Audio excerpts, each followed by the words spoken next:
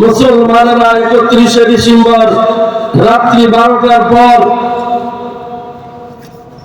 সমুদ্র সৈকতে গিয়ে রামসাগর স্বপ্নপুরী ভিন্ন জগতে গিয়ে সিঙ্গাপুর হোটেল সেরাটন সোনার গায়ে গিয়ে তারা 31st নাইট উদযাপন করার জন্য যুব সমাজ প্রস্তুতি গ্রহণ করতেছে।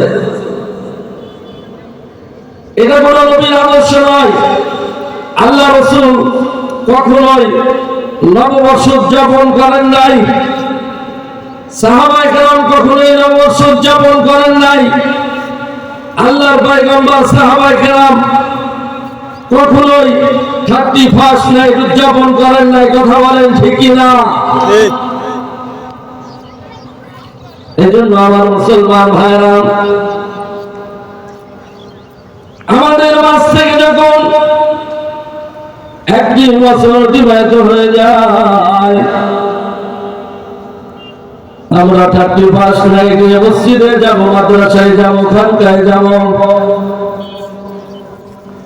আল্লাহর কাছে প্রার্থনা করবো, মাওলা গো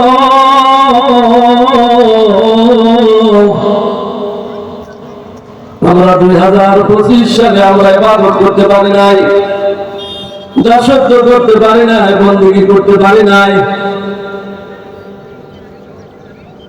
আমরা 2025 সালে অনেক গুনার মধ্যে লিপ্ত হয়েছে, সগীরা কবিরা শিরক বিদআতে। আমরা তওবা করলাম, আর 2026 সালে আর কোনো গুনাহ করব না।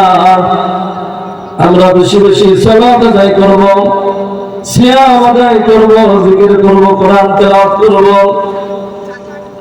এটা আপনি 31st নাইটে করতে পারেন, কিন্তু সমুদ্র সৈকতে গিয়ে যুবক যুবতী মিলে নাচানাচি, কুটাকুটি, লাফালাফি, আনন্দ উল্লাস করা, বেহায়াপনা করা, এটা কখনো মুসলমান করতে পারে না।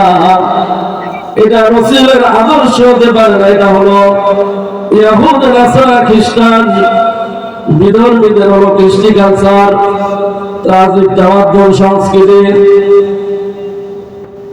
এজন্য আমার মুসলমান ভাই, বর্তমান জামানায় কিছু মানুষেরা ইসলামের নামকরণ করে তারা বলতেছে ধর্ম যার যার, উৎসব সবার। এটা কোরআন সমর্থন করে না, হাদিস সমর্থন করে না, কোন মুসলমান সাপোর্ট করতে পারে না এই কথাকে। যদি আপনার এই স্লোগান সঠিক হয়ে থাকে, তাহলে আমি বলবো আপনাকে ওই স্লোগান দিতে হবে, এটাকে সঠিক বলতে হবে। বিবাহ যার যার, স্ত্রী সবার, ব্যবসা যার যার, টাকা সবার, ব্যাংক যার যার, টাকা সবার। এই স্লোগান যদি সঠিক না হয়, ধর্ম যার যার, উৎসব সবার, এটা কোনো কোরআন হাদিসের কথা না, এটাও ভুল। কথা বলেন ঠিক না? কারণ হলো মক্কার মুশরিকেরা আল্লাহর পয়গম্বরকে এসে বললেন, মুহাম্মদ আপনি কিছুদিন আমাদের পূজা মণ্ডপে, আমাদের লাত, উজ্জা, মানাত, হুবাল পূজা, মূর্তি পূজা করো, আমরাও কিছুদিন তোমাদের মসজিদে গিয়ে ইবাদত করব, নামাজ পড়ব, জিকির করব, ইবাদত করব। আল্লাহ পাক কোরআনের আয়াত নাযিল করলেন, লাকুম দীনুকুম ওয়ালিয়া দীন। আল্লাহু আকবার বলেন। আল্লাহ পাক বললেন, তোমাদের ধর্ম তোমাদের জন্য, আমাদের ধর্ম আমাদের জন্য, মুসলমানদের ধর্ম মুসলমানদের জন্য, হিন্দুদের ধর্ম হিন্দুদের জন্য, খ্রিস্টান বৌদ্ধদের ধর্ম খ্রিস্টান বৌদ্ধদের জন্য।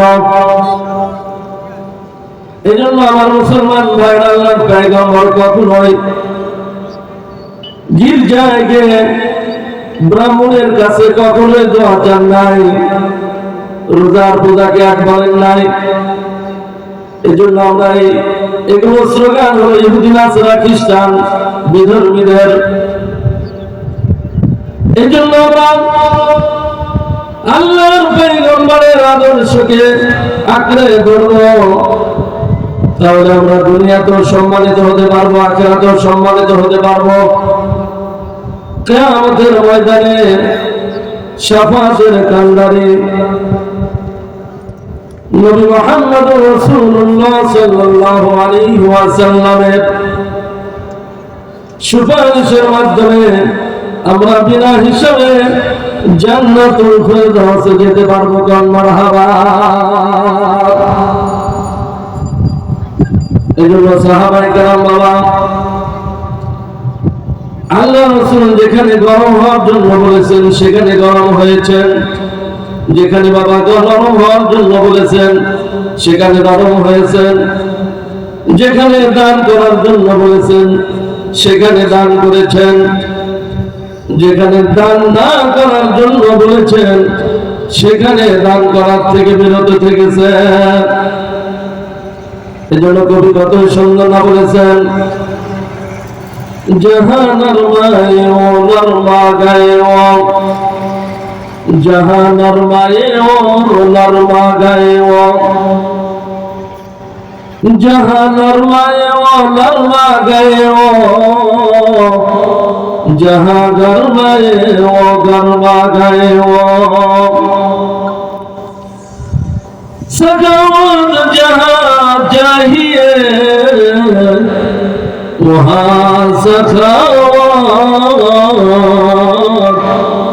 किफायत जहां चाहिए वहां किफायत। अल्लाहु अकबर। আমার মুসলমান ভাইরা, আবু দাজানা রাদিয়াল্লাহু তাআলা আনকে উহুদের ময়দানে আল্লাহর পয়গম্বর নিজের তরবারি দিলেন আর বললেন, আবু দাজানা এই তরবারিকে কোনো মহিলার উপর প্রয়োগ করবে না, এই তরবারিকে কোনো বৃদ্ধর উপর প্রয়োগ করবে না, এই তরবারিকে কোনো শিশুর উপর প্রয়োগ করবে না। আবু দাজানা আল্লাহর পয়গম্বরের তরবারি নিয়ে উহুদের প্রান্তে ঢুকে পড়লেন। হঠাৎ করে দেখেন আল্লাহর পয়গম্বরের প্রিয় চাচা আমিরে হামজাকে শহীদ করে তার কলিজাকে আবু সুফিয়ানের স্ত্রী হিন্দা চিবিয়া চিবিয়া খায়। আবু দাজানা বলেন, আমার সহ্য হলো না, আল্লাহর এই দুশমনকে আমি দুনিয়াতে রাখবো না। হঠাৎ করে খাপ থেকে আমি তরবারি বাহির করলাম। হঠাৎ করে আল্লাহ রাসূলের কথা স্মরণ করে গেল যে আল্লাহ রাসূল তো বলেছেন এই তরবারি কোনো মহিলার উপর প্রয়োগ করা হবে না। নিজের রাগকে দাবাইয়ে আল্লাহ রাসূলের কথাকে প্রাধান্যতা দিয়া তরবারিকে খাপের মধ্যে প্রবেশ করালেন। আল্লাহ রাসূলের সুন্নত কথাকে আঁকড়ে ধরলেন। এই জন্যই তো তারা সিংহের জাতিতে ছিল, কুরবান দিতেছিল। সুবহানাল্লাহ। এই জন্য কবি কত সুন্দর না বলেছেন, রাসূলের বিধান মানিবে যখন, রাসূলের বিধান মানিবে যখন, খুদাও হবেন তোমারই আপন। ইহ জগৎ লৌহ কলম, ইহ জগৎ লৌহ কলম, সবই হবে তোমারই আপন। আল্লাহু আকবার। নারায়ে তাকবীর। দিন ইসলাম, দিন ইসলাম। আমার মুসলমান ভাইরা, এই জন্য আমার রাসূলের আদর্শকে আঁকড়ে ধরি। শিরক মুক্ত ঈমান, শিরক মুক্ত ঈমান, বেদাত মুক্ত আমল করি। দেখবেন দুনিয়াতেও সম্মানিত হবেন, আখিরাতের মধ্যেও সম্মানিত হবেন। এই জন্য সারা পৃথিবীর মুসলমানদের কাছে আমি আহ্বান করব, আবারও আপনারা শিরক মুক্ত ঈমান, বেদাত মুক্ত আমল শুরু করেন। আল্লাহ রাসূলের সুন্নতকে কোরআনের বিধানকে, নবী আলাইহিস সালাতু ওয়াস সালামের সুন্নাতকে ব্যক্তিগত জীবনে, পারিবারিক জীবনে, সামাজিক জীবনে, রাষ্ট্রীয় জীবনে বাস্তবায়ন করেন, দেখবেন দুনিয়াতেও সম্মানিত হতে পারবেন, কবরেও সম্মানিত হবেন, কিয়ামতের ময়দানে আমলনামা ডান হাতে পেয়ে বিনা হিসাবে জান্নাতুল ফেরদাউসে যেতে পারবেন।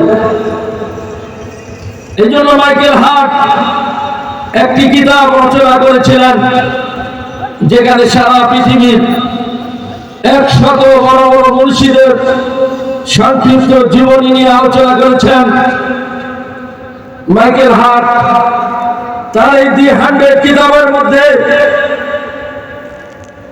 100 মুর্শিদের মধ্যে 1 নম্বরে রাখলেন আমাদের আখেরি পয়গম্বর নবী মুহাম্মদুর রাসূলুল্লাহর নাম।